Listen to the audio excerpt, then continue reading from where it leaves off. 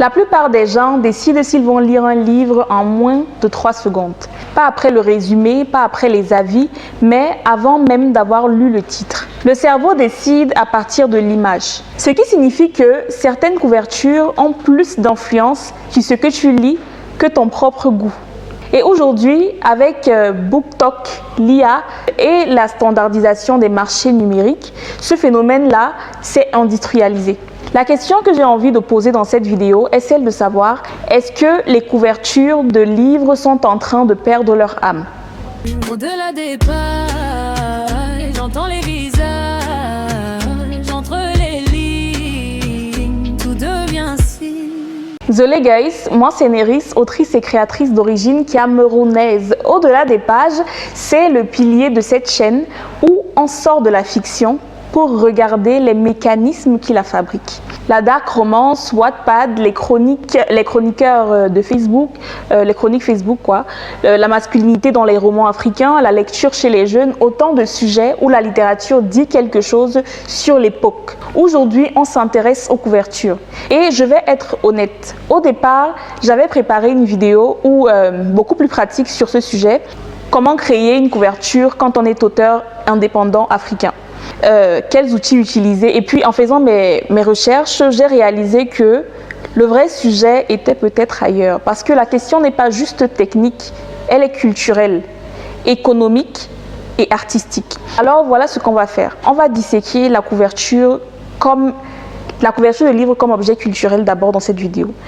Pourquoi elle fonctionne, comment elle a changé, ce que BookTok lui a fait, ce que l'IA lui a fait et ce que tout ça signifie pour les auteurs africains francophones qui essayent d'exister dans un marché visuel qui n'a pas été pensé pour eux. Voici pour vous quelques couvertures iconiques de la littérature africaine mondiale qui ont buzzé. Ça, je peux vous l'assurer. Régalez-vous. La première chose à comprendre, c'est que la couverture n'est pas la décoration du livre, c'est sa première phrase. Et comme toute première phrase, elle peut tout gagner ou tout perdre. Quand tu vois une couverture pour la première fois, 3 choses se passent en quelques fractions de secondes dans ton cerveau. Ton cerveau évalue la couleur, les compositions et le visage humain s'il y en a un, avant même de lire le titre. Il cherche un signal émotionnel. Est-ce que ce livre est pour moi ? C'est la véritable question que pose une couverture. Ce n'est pas est-ce que l'histoire est bonne, en vérité, mais est-ce que cet univers me ressemble, me parle? Est-ce que je veux y entrer? Et c'est pour ça qu'une couverture est un outil marketing émotionnel, même quand l'auteur ne le pense pas comme tel. La couleur dit quelque chose. Le rouge et le noir renvoient au danger, la tension, le désir. Les tons clairs et doux à la légèreté, la romance contemporaine. Les fonds sombres saturés renvoient plutôt à la dark romance, à l'immersion, à l'intensité. La typographie aussi dit quelque chose. Police dorée et fine, le luxe, le prestige, romance de haut vol. Police brute et éclatée, le thriller, la violence contenue. L'image dit quelque chose aussi. Un regard qui fuit évoque mystère et secret. Un corps partiel sans visage, une objectification assumée. Et dans la romance, c'est souvent un choix délibéré pour que le lecteur projette son propre imaginaire. Tout ça, ça se lit en moins d'une seconde. Avant le titre, avant le résumé, la couverture est un langage. Et comme tout langage, quand il se standardise, il perd sa capacité à dire quelque chose de nouveau. Et puis, il y a eu BookTok. Pour ceux qui découvrent le terme, BookTok, c'est la communauté littéraire de TikTok. Un hashtag qui génère des milliards de vues. Des lectrices, massivement des femmes et jeunes, qui filment leurs réactions de lecture, leur book haul, leurs coups de cœur et qui font exploser les ventes de certains livres, de certains romans de façon complètement inattendue. Je vous mets là quelques extraits de feed TikTok sur le BookTok. Donc vous allez voir des aperçus de personnes qui postent. BookTok est aujourd'hui le moteur numéro 1 des tendances littéraires en France. En 2026, il reste le premier prescripteur de lecture pour les 18 à 35 ans devant les librairies et devant les prix littéraires. Et voilà ce que BookTok a fait aux couvertures. Il a transformé l'objet livre en objet filmable. Sur TikTok, la couverture doit suivre un format 9/16 en miniature. Sur un écran qui scrolle à toute vitesse, elle doit capter l'œil en moins d'une seconde. Et elle doit être aesthetically pleasing. Elle doit correspondre à une esthétique reconnaissable que la communauté a déjà validée. Ce qui a créé un phénomène très particulier. Les couvertures ne sont plus pensées pour les librairies physiques, elles sont pensées pour les caméras de TikTok. Et ça a des conséquences. Les genres qui dominent le BookTok, la dark romance, la romantasy, la romance contemporaine, ont des codes visuels très reconnaissables. Fond sombre, couple enlacé ou séparé par de la tension, typographie fine et élégante, teinte désaturée ou au contraire très saturée selon le sous-genre. Et ces codes-là sont devenus si dominants qu'ils débordent maintenant sur les couvertures des genres qui n'ont rien à voir. Comme si l'esthétique BookTok était devenue l'esthétique du livre moderne tout entier. Et au fond, c'est une standardisation. Ce n'est pas fait par malveillance, c'est fait par fonctionnement algorithmique. Les couvertures qui ressemblent à des couvertures qui ont déjà marché ont plus de chances d'être cliquées. Le marché converge vers ce qui a été validé et peu à peu, les couvertures qui sortent de ces codes-là ont moins de visibilité. J'ai une confession à faire. Quand j'ai publié ma première histoire en ligne, j'ai fait une couverture sur Canva en 20 minutes, bon peut-être un peu plus de 20 minutes. J'étais fière, belle image, police sympa, couleurs qui me plaisent. Le problème c'est que cette couverture-là ne ressemblait pas à mon histoire. Elle ressemblait à une couverture de romance américaine. Je vous jure, fond blanc, personnage aux traits européens, titre en script doré ou blanc, je sais plus. Mon histoire se passait à Douala, mes personnages étaient camerounais et la première image que voyait mon lecteur ne lui ressemblait en rien. J'avais fait exactement ce que j'essaie de déconstruire dans cette vidéo. J'avais adapté mon histoire à l'image disponible plutôt que l'inverse. Et ce n'est pas une faute de goût, c'est le résultat d'un système. Quand tu ouvres Canva, les templates sont pensés pour des marchés occidentaux en majorité. Quand tu cherches romance book cover sur Pinterest, ce que tu vois à 95% sont des couples blancs dans des décors européens ou américains, des codes visuels qui ne nous appartiennent pas en réalité. Alors inconsciemment, tu t'adaptes. Tu t'effaces par manque de modèles disponibles. Et ça, c'est le piège silencieux dans lequel beaucoup d'auteurs africains indépendants tombent. Et puis l'IA est arrivée.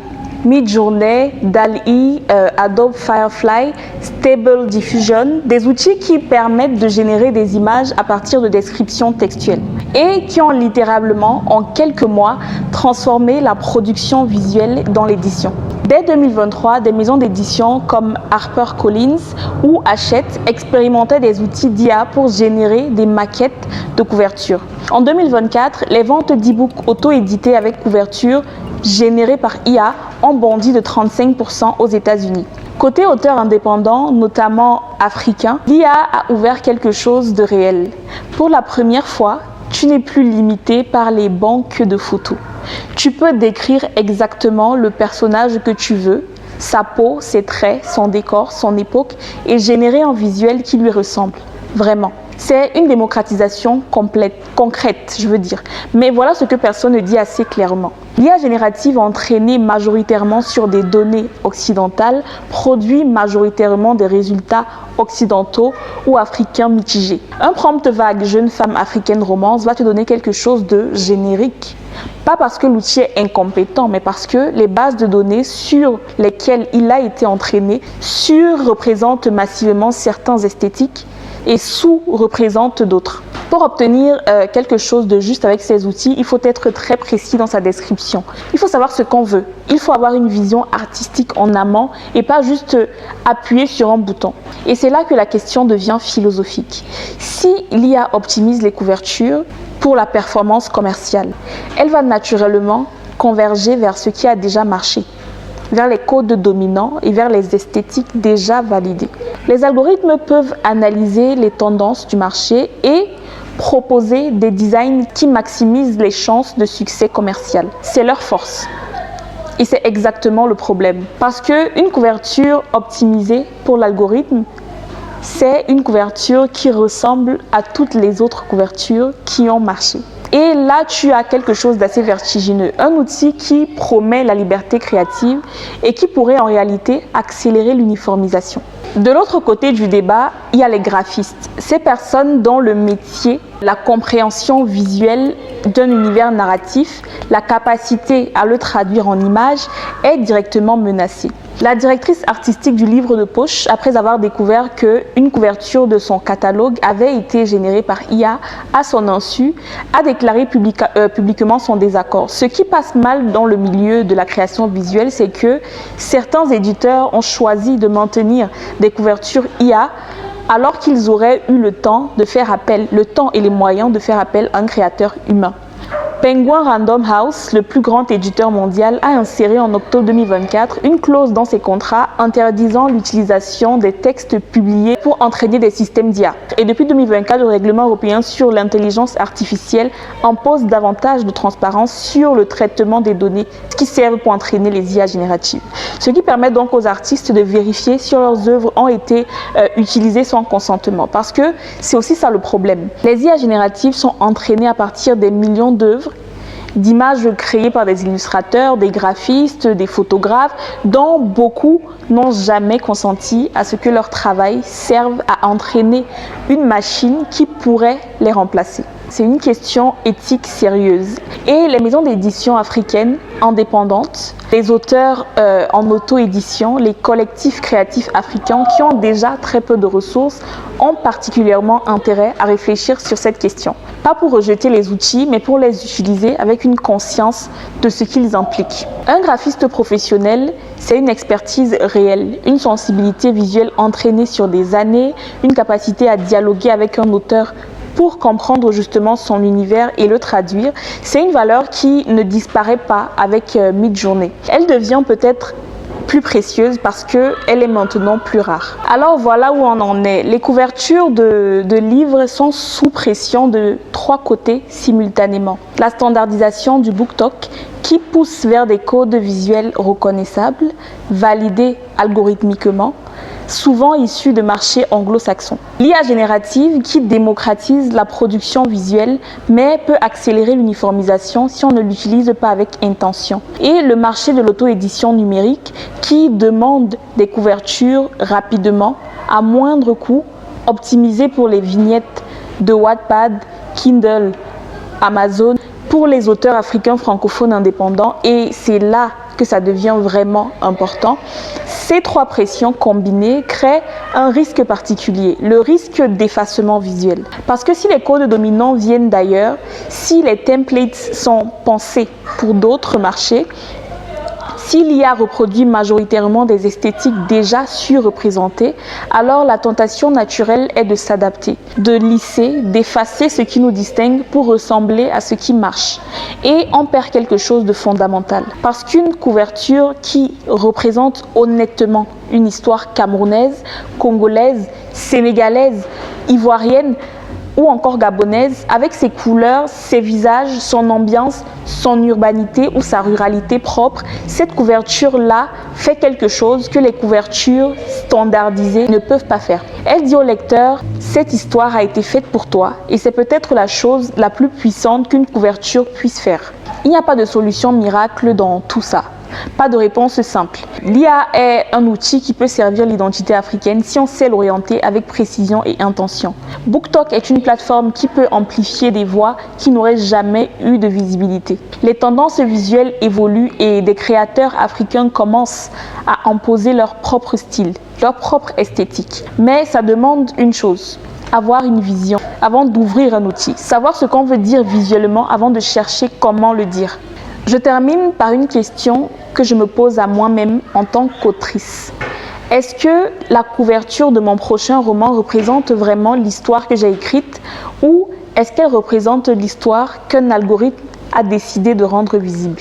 Parce que la différence entre ces 2 couvertures, c'est aussi la différence entre raconter et être raconté. Dis-moi en commentaire, quand tu choisis un livre, qu'est-ce qui te fait le plus, qu'est-ce qui te fait cliquer directement? Et si tu es auteur, à quoi est-ce que ta couverture ressemble? Est-ce qu'elle ressemble vraiment au ton de ton histoire ou alors tu as dû faire des compromis? Laisse un like si cette vidéo t'a donné quelque chose à penser et abonne-toi pour la suite d'Au-delà des pages. Je vous mettrai en description le lien vers la playlist complète et toutes les sources qui m'ont permis d'écrire cette vidéo. À tout de suite dans l'espace commentaire. Plume qui trace l'Afrique,